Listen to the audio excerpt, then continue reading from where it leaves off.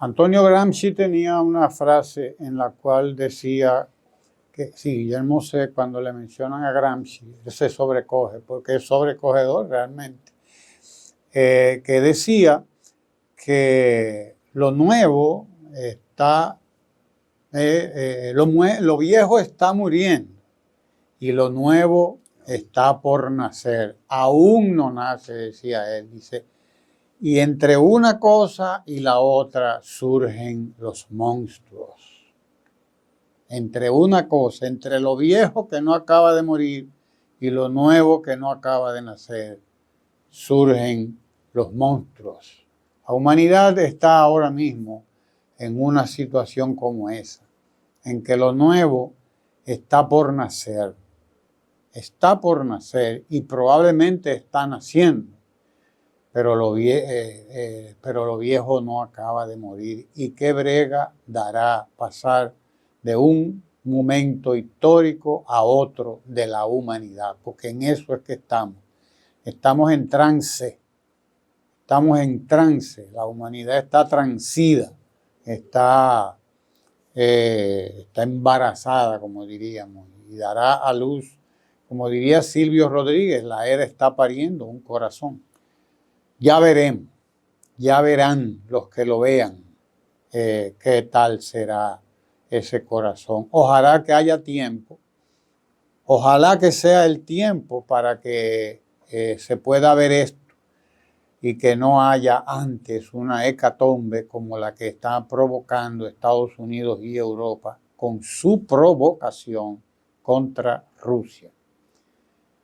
Jeffrey Sachs, que es un economista y un estudioso, un erudito, diría yo, un gran conocedor de lo que está pasando en el mundo, porque él fue testigo además e instrumento además de lo que ocurrió en 1990-91 con la disolución de la Unión Soviética. Conoce de muy buena mano lo que está pasando en el mundo y decía precisamente en una de sus conferencias recientes que lo que pasa en Ucrania se podía explicar en 2 minutos. En 2 minutos, decía él, lo podemos explicar porque todo comenzó en el 2009 cuando Bill Clinton y los neoconservadores de Estados Unidos le dieron para allá a la expansión de la OTAN hacia el oriente, cosa que se había acordado con Gorbachev, que eso no iba a ocurrir, que la organización del Tratado del Atlántico Norte, la organización militar, eso que le llaman Occidente, que no existe, dicho sea de paso, según algunos teóricos, pero eso que le llaman Occidente, es decir, Estados Unidos y Europa, decidieron expandir su amenaza militar contra Rusia hasta las mismas fronteras de Rusia, cuando se habían comprometido con Gorbachev a que eso no ocurriría. Hoy el mundo está en vilo al borde de una tercera guerra mundial, que ya es un hecho, que ya está ocurriendo, porque no es Ucrania quien está enfrentada a Rusia, no, es Estados Unidos y Europa directamente. Es con armas de Estados Unidos y de Europa que se está peleando ahí. Y Ucrania lo que está poniendo probablemente son los muertos. Ucrania y todos los otros países que van contratados, los mercenarios, que son los que echan estas guerras. Esa es la realidad. Y en esa situación del mundo, con el Oriente Medio también encendido, es en la que está el país nuestro, en medio de eso, de esa debacle, de esa vorágine. Es un barco que está dirigido, gobernado por un partido y por un presidente que no entienden lo que está pasando en el mundo, o lo entienden pero a su manera, porque lo que están haciendo con la economía dominicana, con la producción nacional, con el presente y el futuro de este país, no tiene sencillamente ni perdón ni explicación. Porque ¿cómo explicar que usted reciba las pérdidas de electricidad en 27% y usted las lleve a un 42%? Las pérdidas en el sector eléctrico superan el 40% y los recibieron en 27%. La construcción de aulas nuevas paralizadas en la República Dominicana. Este gobierno no ha construido prácticamente una sola escuela nueva. Se pueden contar con los dedos de una mano las pocas escuelas que han terminado, de las que le dejó la administración Danilo Medina. Ahí, que fueron más de 700 escuelas. No se han terminado las 700 escuelas y por eso en las escuelas hay un problema de cupo. Hay 200,000 estudiantes que salieron de las escuelas con la pandemia y no regresaron a las escuelas. Este gobierno ha sido incapaz de retornarlos a las escuelas. Incapaz de retornarlos a las escuelas. Este gobierno no ha alfabetizado a nadie en 4 años prácticamente, con todo y que han gastado miles de millones de pesos en eso. Este gobierno ha permitido, ha prohijado, ha provocado que el costo de la vida se dispare un 50% como mínimo, reduciendo los ingresos de los dominicanos y de las dominicanas, reduciéndolos drásticamente, pero sobre todo reduciendo lo poco que podían conseguir los que conseguían, los que tenían un sueldo de 15,000 pesos, de 20,000 pesos, de 30,000 pesos, porque el sueldo en la República Dominicana, el salario, el ingreso del grueso de la población dominicana que trabaja, anda por los 30,000 pesos. No supera eso en términos generales. Esa es la realidad. Un obrero en la República Dominicana gana 15 y 20,000 pesos. Trabajadores ganando 15, 20,000 pesos. Y este gobierno les ha cortado drásticamente, ha yugulado esos ingresos, permitiendo que el costo de la vida se vaya allá arriba, en una situación como la que está el mundo ahora, que nos afecta a todos y nos va a afectar y nos va a seguir afectando seriamente a todos. Esto no tiene explicación, que la agricultura y la pecuaria dominicana se hayan quebrado, que se hayan cerrado proyectos como el de la Cruz de Manzanillo, colapsado, que hayan colapsado la producción láctea, porcina, etc., en la República Dominicana. Y que ahora usted encuentre a cada rato un escándalo, cuando no es el de los semáforos, es el de un ministro que se va a Albania a negociar, que para buscar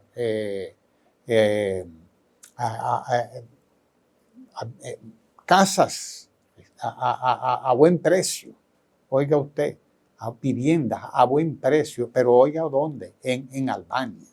Y usted encuentra que el presidente como que no se da cuenta de lo que está pasando, porque él anda como el santo que pasa su día, decían los viejos de nosotros.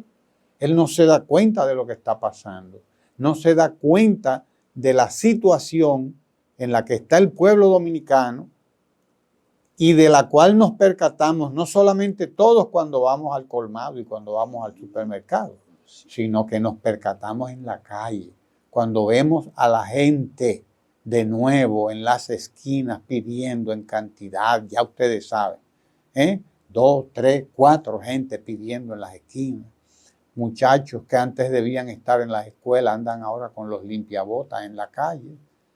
Usted los ve donde quiera. Personas que andan mendigando en los zafacones. Usted ve esa situación y ve además a la gente que comía antes 3 veces, comiendo una vez al día. Eso está ocurriendo en la República Dominicana, pero el presidente no entiende.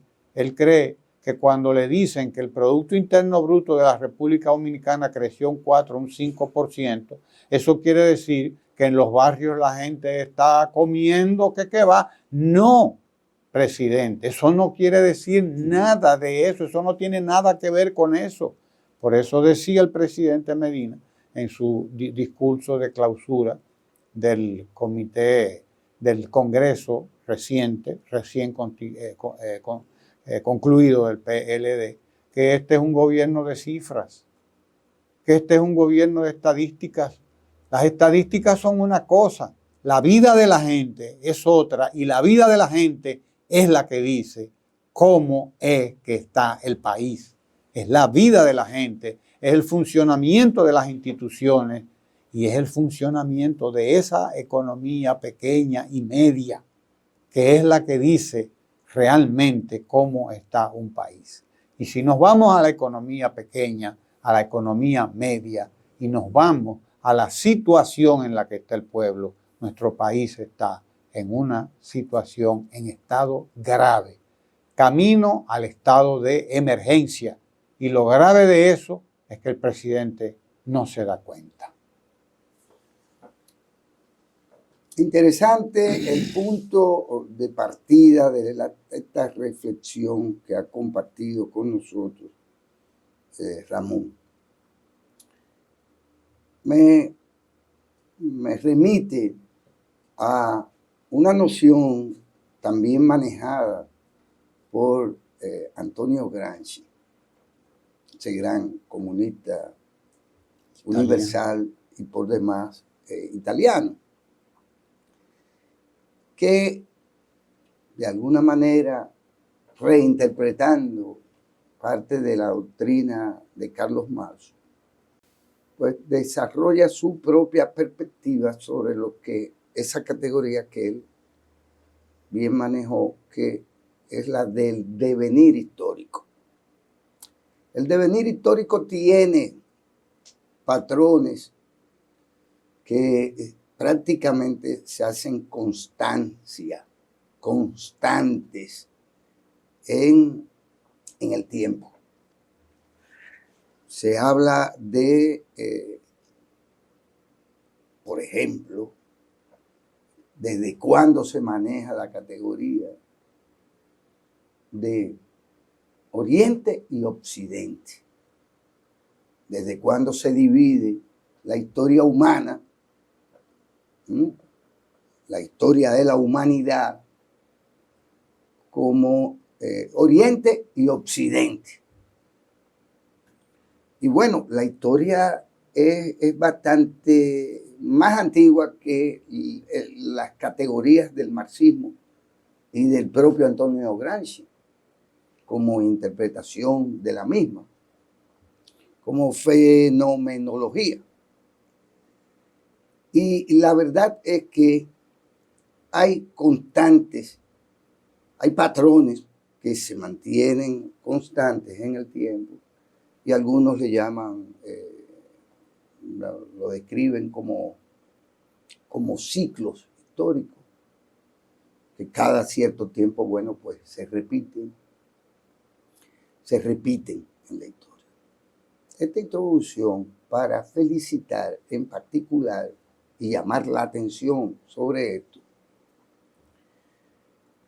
a un señor llamado Yamandu Orsi. ¿Quién es Yamandu Orsi? Bueno, pues Yamandu Orsi es alguien que en representación de eso que ellos denominan desde hace ya algunas décadas en Uruguay, se llaman Frente Amplio. Y el Frente Amplio como expresión de que, bueno, de lo antagónico políticamente hablando, ideológicamente hablando, a la ultraderecha o a la derecha uruguaya, que había ganado el último proceso electoral contra el Frente Amplio. Pues resulta ser que Yamandu Orsi vuelve al gobierno tras ganar el balotaje con el 50.1% de los votos, marcando un hito en la historia política de este país. Esta victoria obviamente refuerza, comparto el criterio del Movimiento de Izquierda Unida Dominicano, refuerza el progresismo en América Latina y el Caribe y muestra por demás que la unidad y el cambio son posibles. Y quiero, además de felicitar, bueno, al pueblo uruguayo por esta nueva muestra de apego no al democratismo que se expresa en un sistema electoral tal, sino al pueblo que participa masivamente en las elecciones y que acepta resultados concluyentes sobre la base de un 50.1% en el balotaje. Y esto en el contexto de que la ultraderecha, por ejemplo, en la misma América Latina, pues ganó un proceso electoral, vaya usted a saber, en Argentina, con un personajillo de la historia, mezcla payaso, dictadorcito, dique libertario y demás cosas, demagogo de cuerpo entero. Y ese ultraconservadurismo que da el golpe de Estado en Perú, ese ultraconservadurismo que pretende sacar del poder, no por la vía electoral, en Colombia a Petro, esa ultraderecha que pretende, apoyada en la doctrina Monroe y en la posición de del Departamento de Estado y sus cuerpos de marines en el mundo, pretende designar al señor Urrutia González en Venezuela como el presidente electo, sin que haya presentado actas, sin que haya presentado, ¿cómo se dice?, sentencias electorales de ninguna institución en Venezuela, pues ellos deciden que los que ganaron el proceso electoral no fueron las fuerzas del chavismo con Maduro a la cabeza y con un amplio margen con respecto a Urrutia y su corte. En Uruguay, el Frente Amplio acaba de derrotar a un partido gobernante o a una alianza de ultraderecha gobernante con el 50%, 50.1% del balotaje. Pues fíjense, ¿se trata entonces esto de algo nuevo? No, se trata de una constante en el devenir histórico de América Latina y de la política en América Latina y del mundo, como es una constante la existencia de imperios, ya sean comerciales y económicos, con imperios políticos como el imperio norteamericano, digamos. Es una constante en esa perspectiva la existencia de la pobreza. Y el presidente de la República Dominicana sí está consciente de eso. Lo que pasa es que él es un empresario y su política es la de hacer negocios con la pobreza. Porque desde que se descubrió, desde que más allá del imperio de ellos, el dominio de clase, desde que la clase gobernante descubrió que realmente mantener en la pobreza a una parte considerable de la población era negocio, pues pobres tendrán que existir siempre. Y veremos en el devenir histórico, incluyendo de los países más altamente desarrollados, como el propio Estados Unidos, veremos la pobreza a borbotones.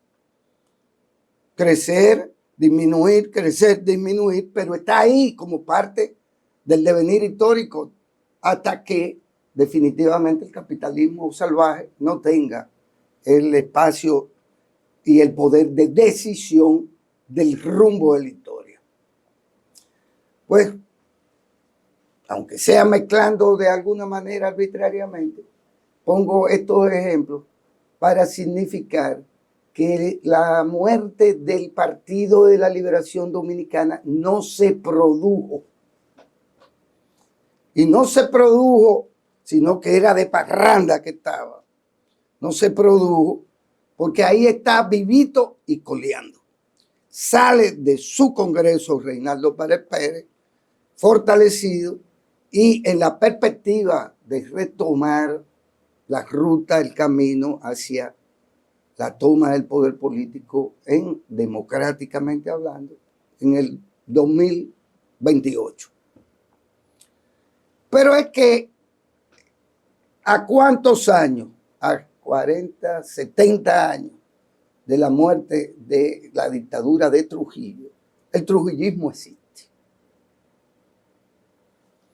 ¿A cuántos años de entonces el movimiento cívico convertido o devenido en balaguerismo, trujillismo reciclado, es decir, neotrujillista, los sociales ya no siguen existiendo? No desaparecieron, perdieron el poder en su momento, recuperaron el poder en otros momentos y en el caso de la expresión constante del PRDismo, bueno, pues ahí está el PRMismo gobernando en el país. Por suerte, no para siempre, porque el devenir histórico te indica que es una constante que eso se dé en un sistema político dado, pero que eso no es para siempre, el dominio de una u otra fuerza. Quiero, por lo tanto, felicitar al Partido de la Liberación Dominicana, que se refunda a sí mismo, que se recicla a sí mismo, que muestra esa capacidad de resiliencia y que se compromete aferrándose ahora, no solo al pasado, como compromiso con el bochismo o con el sueño de Juan Pablo Duarte, que es seguir viendo a la República Dominicana o llegar a ver a la República Dominicana como una nación soberana, libre de toda potencia extranjera, compromiso que tiene que asumir hoy más que nunca, porque ese es lo que le da razón de ser a su existencia. Y ya se verá entonces si hay espacio para lo que siempre ha sido el PLD, una fuerza progresista de izquierda, una fuerza progresista solidaria con las demás fuerzas progresistas del mundo y del continente latinoamericano y aferrada a sus fundamentos, a sus valores políticos e ideológicos fundacionales, como lo es el bochismo y como lo es el humanismo y lo es el compromiso con el pueblo dominicano y con los pueblos libres del mundo. Felicidades a los PLDistas y les deseamos los deseos, les deseamos que conquisten el poder en el 2028. Quédese ahí en Tele Santo Domingo.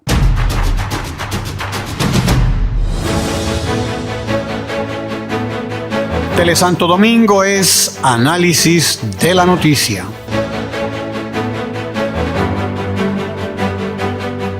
Tele Santo Domingo es medio ambiente. En Tele Santo Domingo somos cultura, salud, economía, deportes. Tele Santo Domingo, televisión con sabor dominicano.